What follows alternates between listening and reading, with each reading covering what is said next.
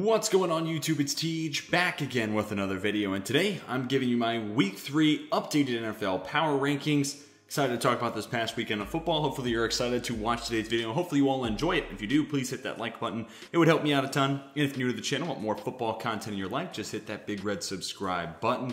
And comment your takeaways from Week 2 of the NFL season and your thoughts on these power rankings. Who do I have too high? Who do I have too low? It's a great discussion to have. It's just my point of view. Love to have yours. So let's talk about these power rankings down below. Starting things off, I do want to put this disclaimer out here. Again, I'm having to record this before Monday Night Football, but I think we're all in agreement this is going to be a week where Green Bay runs away with it. If you're not hearing this, that's because I went in and edited it, but I have the Detroit Lions in at number 32. This could change. The Jaguars are looking pretty rough, so single-handedly, they definitely feel like the two worst teams in the NFL. We'll see how the Lions fare on Monday night. There are some young pieces there that could develop over time, so maybe they're not stuck at 32 all year long, but in an age where the quarterback position is as good as it's ever been, a guy like Jared Goff is a bottom-of-the-barrel quarterback, and, that's what I saw from Week 1, and, they made it interesting against the 49ers, but that's not going to happen week in, week out. Jags at 31, down a spot. Man, this team just looks bad. I'm starting to think this might be a one-year wonder thing with Urban Meyer, but not in a good way, where he gets like one shot in the NFL for a year and then he just goes back to college or he just retires, whatever the case may be. It's only 2 weeks. We'll see. I think this team does get better as the year goes on. So that's just how I'm feeling right now. Obviously, things could change. Texans up a spot despite losing to the Browns. They covered the spread and they made it interesting, right? And Tyrod Taylor looked really good. The argument would be now that Tyrod's definitely out for Thursday night against the Panthers, they're probably worse than the Jags with Davis Mills out there. They might be worse than the Lions. So you could make an argument to me that the Lions should be, the Texans should be team number 32. Jets and Falcons, and you'll see this. I have a lot of teams holding pat where I have them, just because, one, I liked my power rankings, honestly, from last week. And it's one of those things where I think a lot of people's power rankings were a bit of an overreaction to Week 1, which is fine. That's their narrative. That's fine. That's cool. But Week 2, you saw some of those teams start crashing down, or you saw them bounce back and get back to where I think they are. So you'll see a lot of teams starting to stay where I have them. Jets, Falcons, neither one of them look good in the loss, right? Like, rookie quarterbacks just do not fare well against Bill Belichick. So expectations weren't very high for Zach Wilson. Also didn't get some help from his teammates. Falcons, they're just not the same caliber of a team as the Buccaneers. So, it's not really fair to say, oh, they're worse than 28. Like, 28's already obviously pretty low. Giants down 3 spots. In all honesty, they probably should have won that game, right? Like, if not for the offsides at the very end of the game, Dustin Hopkins misses wide right, and the Giants are moving up as opposed to down. But that's the nature of the beast. The offensive line did not look good, but that's not really fair either because that pass rush for Washington is really good. So it makes a lot of offensive lines look bad. So, it's not really fair to hold that against the Giants. Daniel Jones, I'm telling you, despite the offensive line not looking very good, he's had some moments. And overall, speaking of that offensive line, I'm starting to lose confidence in Will Hernandez. I really liked what he could have been after his rookie year, but had a bad year last year, and so far it has not been there. But the tackles have been fine, like Andrew Thomas, good Week 1, not too great Week 2. We'll see what that develops into. Nate Solder is obviously not the long-term answer there. It's probably Matt Pert, so maybe midway through this year, you start to make that transition from, the solidified, we know what he is type of dude to the young guy who could use the reps. We'll see as the year goes on. But yeah, Giants at 27, things just aren't breaking their way. Also, I will say positive, despite the loss, the edge rush looked okay. Azeez Ojulari made some plays, and I was happy to see that. Bengals down a spot. That offense was really flat. I mean, I know the Bears are playing at home, and Chicago's obviously a tough place to play, and that defense is solid, but Khalil Mack hasn't gotten out to an insane start. Really, they took away the run with Joe Mixon, and it's kind of wild how much that changed the Bengals offense, so that's kind of worrisome. They take on Pittsburgh this week. We'll see how that fares. Really want to see them get back to airing it out and winning the game through that as opposed to, okay, let's have Joe Mixon set us up. And yeah, Zach Taylor, I've not been impressed here going into year 3, so that seed is definitely very hot. Eagles have them moving up a spot despite losing. I know that game wasn't really pretty, right? Like, I don't think the 49ers were overly impressive, but the Eagles battled with a team that I think is in playoff consideration. So because of that, when we're talking about some of the bottom teams here, I'd take them over the Bengals, so they're up a spot. Panthers up 3. I know they're 2-0, and this is, pretty low for a 2-0 team, but I'm not going to overreact and say, oh my God, Carolina's a top 10 team. They're undefeated. Oh my gosh, they're going to the Super Bowl. Sam Darnold, he's the answer. Well, let's slow down here. So I have them at 24. They're probably going to win on Thursday because they're taking on Davis Mills and the Texans, right? So they're going to be 3-0, and they'll still be in the 20s. I am not rushing to any sort of conclusion on a team that I just still don't think is all that good. They've just been fortunate with their schedule. And, I mean, that's the biggest plus on their side is they have a relatively weak schedule. Bears staying pat at 23. They do win. Yes, they beat the Bengals, who is probably a bottom 8 team in the NFL. Really, I would have moved him up more, but reports today saying if Andy Dalton's healthy, he's still the starting quarterback. I know Fields wasn't overly impressive, but man, that offense just it has a higher ceiling to it. And, you know, forget about it. We know what Andy Dalton is. Let's go see what Justin Fields is all about. But I don't know. Obviously, I'm not paid to make that decision. Bears stay at 23. Colts down a spot. And really, we get to the stretch of the Colts through Washington. You can interchange it however you want. There are teams with good defenses, but big question marks at quarterback. For the Colts, almost certainly going to be without Carson Wentz. So Jacob Eason, what has he developed into? He looked good in the preseason, but so did Zach Wilson, right? And that hasn't translated as much. We'll see what Eason can do. And that defense overall hasn't looked as good. That's probably why they're a little bit lower, or that is why they are a little bit lower. The cornerbacks in specific have been a little shaky. They've been known not to give up big plays, but that's exactly what they've forfeited between, albeit the Seahawks and the Rams, two teams that are very explosive in nature. Dolphins, their cornerbacks actually played pretty well. Xavier Howard gets a pick. That's kind of wild to say after giving up 35. But it was kind of the run defense that, weirdly enough, was the weakness against the Bills, right? Devin Singletary's big run, 2 rushing touchdowns for Zach Moss. He also forced a lot of missed tackles. So that said, I had the Dolphins down by 7. I think the Patriots were better than them in that Week 1 game. So in a lot of ways, the Dolphins can and maybe should be 0-2. So definitely a tough one there. Steelers come in at number 20, down 3 spots.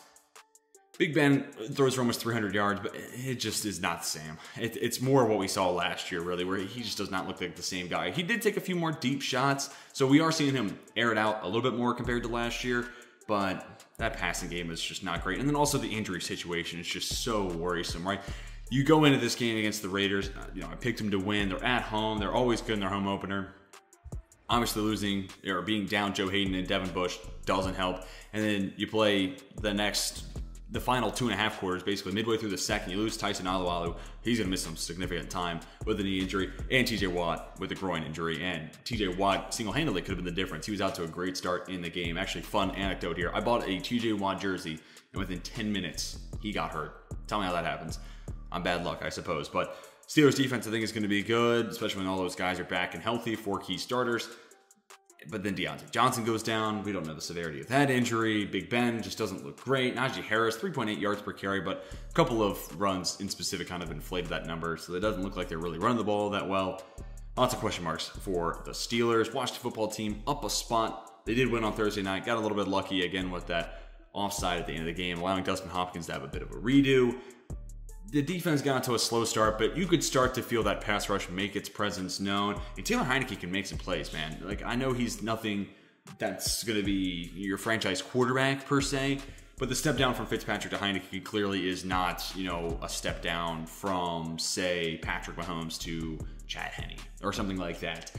Heineke can go out there and he'll push the ball down the field and he'll make some big throws. He can do a lot with his legs. So overall, I felt honestly the most comfortable with Heineke compared to whatever Big Ben is. And then also, I didn't mention the Dolphins. Tua's hurt. How big is that ribs injury? We're going to see Jacoby Brissett this week, but how much more after that? So between Big Ben, Tua, Jacob Eason, I figured Heineke was the one I liked most, so they come in ahead of the pack. Vikings have them stand at 18. They should have won that game. I don't know. I'm sorry, Vikings fans. I don't know how you continue to lose games with missed field goals. It's just insane. Missed field goals inside 40 yards. It's just mind-boggling. A team should not have that happen so many times over a half-decade stretch, maybe a decade stretch, but it continues to happen in Minnesota. They should have won, and if they beat the Cardinals, as I predicted they would in my picks video from last week, we'd be talking about this team. Obviously they'd be on the up, so I really don't want to hold it against them. And I like their quarterback position a whole lot more than Washington, Pittsburgh, Miami, and Indianapolis, so they stay at 18. Broncos up by 2. Again, another 2-0 team. I'm just not jumping on the hype train yet, right? The Broncos are better than the Giants, and they're better than the Jags. So let's now crown them champs. Teddy Bridgewater has looked good. Let me see it against a good opponent, and then we can talk. Here's where things start to stay the same. Cardinals, they should have lost the game, and if they lost, I'd be moving them down. So I'm not going to move them up despite winning. Raiders, partially because I recorded last week's power rankings before Monday night again. So the Raiders would already have been up if I could have, changed my recording schedule and made that work. But then they beat the Steelers in Pittsburgh, and Derek Carr is on a mission to begin the year. My reservation with the Raiders is same thing with the Cardinals. They always get out to these hot starts, and then they start to, peter out. But the Raiders, they've impressed me. And Derek Carr's made some big-time throws. We'll say it was a little awkward after that money pass to Henry Ruggs. My God, what a dot that was. Then that John Gruden, Derek Carr interaction on the sideline, that was a little weird. But that was the only thing that really went against the Raiders in that one. Patriots up a spot. I mean, Bill Belichick makes rookie quarterbacks look pathetic. So simply put, I think that defense is really good. And I think they should have beaten the Dolphins. So this is a team that, in my eyes, played to the caliber of being 2-0. So I feel confident putting them at 14. Saints fans, let me hear it after last week. The Saints are a top 5 team. They're a top 10 team. I didn't move them up enough. Well, I think this is a little bit of a reality check. This is the Jameis I was telling you about, where it's all good or it's all bad. I mean, I guess this week was a little more middle of the road than really bad Jameis. But, Saints fans, let me know they didn't think I moved them up enough. How about I don't move them down after you lose to the Panthers? Sounds fair. They come in at 13. I had the Chargers staying at 12. I know they lost to Dallas, who I have staying pat at 9. That game really could have gone either way, and the Chargers got a little bit unlucky towards the end of the game with a call that, then makes them settle for 3 as opposed to potentially getting 7. Also, maybe they could have still gotten 3, but chewed off more of the clock. That then enables, Dallas to have less time to make the comeback and ultimately win the game. So that game, the Charger did, but I don't necessarily know if it was their fault. So I have them staying at 12. Seahawks lose, but they should have won that game. In this game, if there was a team that should have gone down here on this list, maybe Seattle down a spot or 2, just because they were up big at the half, and then everything was going great, basically, up until that missed extra point, and then things go awry for Seattle. And it's kind of like we talked about Minnesota. It's weird where these one-off missed moments come back to haunt you so much. With Minnesota, it's always field goals at the end of the game, but with Seattle, it's just these things in the middle of the third quarter that can then just dispel all forward progress.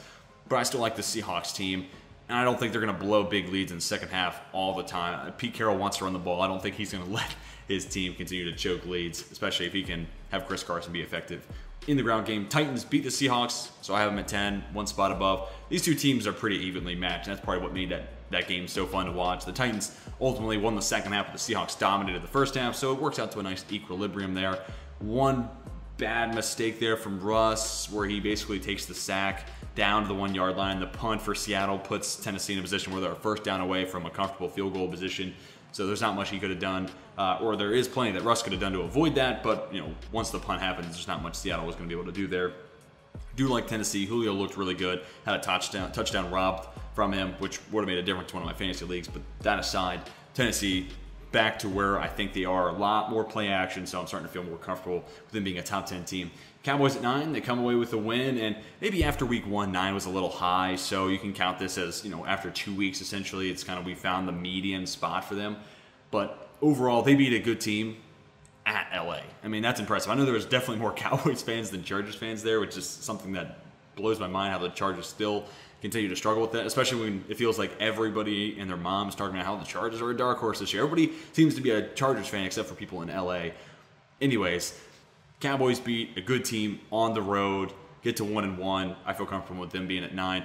Ravens at 8, would have dropped them had I been able to change my recording schedule last week after they lose to the Raiders. But what a gritty win. I mean, they get a little bit of help, but give credit where credit is due, right? Like that play from Odafe Owe might be the single most impressive forced fumble I've ever seen, because it wasn't a strip sack, and it wasn't just a dude lowering his shoulder, jarring it loose over the middle of the field, safety with a free shot. This man was being blocked, cross body with his offhand, poked it from Clyde Edwards-Helaire, and then fell on it too. And then that leads to a position where Baltimore can run out the clock. And keep in mind that play happens while Kansas City's in field goal range. Like, there was not much more back against the wall type of timing for that to happen for Baltimore. And then 4th and 1, that was the exact right time. I was so happy to see that they did that, because Baltimore was averaging 6 yards per carry. Kansas City had proven not to be able to stop the run. And 4th and inches, if there's a team you want to have getting a first down in that scenario, it's QB power with Lamar Jackson, or it's halfback dive with Tennessee and Derrick Henry. Those are the two teams you would feel the most comfortable with doing that. So I'm glad to see Baltimore analytically driven, went for it, and they deserved that win. Very gritty win, and a very good one at that. 49ers have them staying here at 7. I'm kind of concerned that game was a little closer than it should have been. Jimmy Garoppolo didn't necessarily look great. No Trey Lance either. A little bewildering, but the defense looks solid.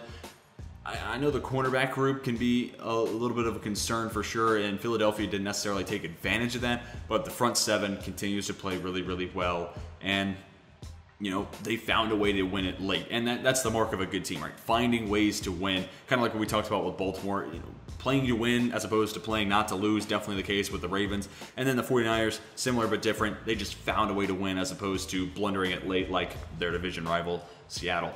Green Bay at 6, I am anticipating them running all over Detroit. This is a step in the right direction. If you are not hearing this in the video, that means I went back, re-recorded something in its spot, so it doesn't really matter. But if you are hearing this, Green Bay did exactly what I expected, and they are who we expected them to be coming into the season.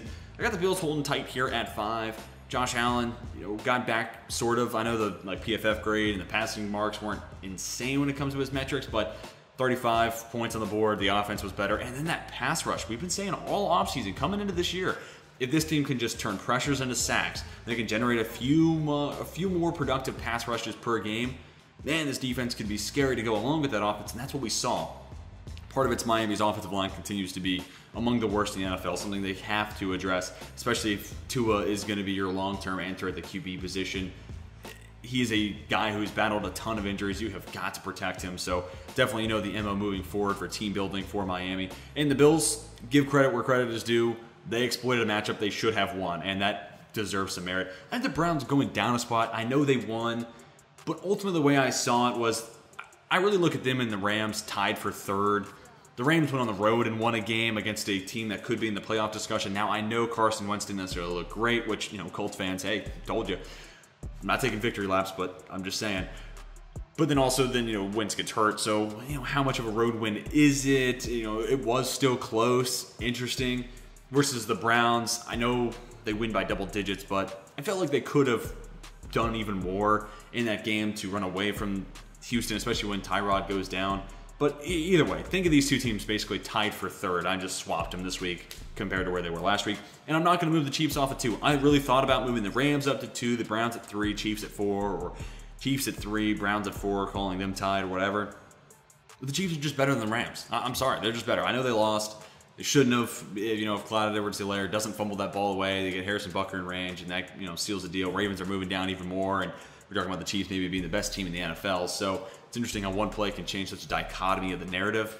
That said, I'm not going to overreact to a loss on the road by 1 point against a team that's more than likely in the playoffs. I'm just not. They're the number 2 team in the NFL, despite the loss. And then the Bucs, they're number 1. They continue to look great. They rolled over Atlanta, 5 touchdowns for Brady, and man, 2 more receiving touchdowns for Gronk. Mike Evans had a big game, which, you know, that's also good, and that's something you're going to continue to see. I think Gronk will be actually the go-to red zone target, but when it comes to the wide receiver production, it's going to rotate week in and week out. Kind of a nightmare for fantasy, but a great problem to have if you're a Tampa Bay fan. But that's going to do it for my Week 3 NFL Power Rankings. Tell me what you think down in the comment section. Where was I right? Where am I wrong? Who's too high? Who's too low? Who's your favorite team? Tell me where you think they belong in this ranking. Love to have your thoughts, so let's talk about these power rankings down in the comment section. Hopefully you all enjoyed. If you did, hit that like button. It would help me out a ton. And if you want more football content in your life, just hit that big red subscribe button. That's going to do it for today's video. Hope you all have a fantastic rest of your day. And until next time, my name is Tej, and I'm signing off.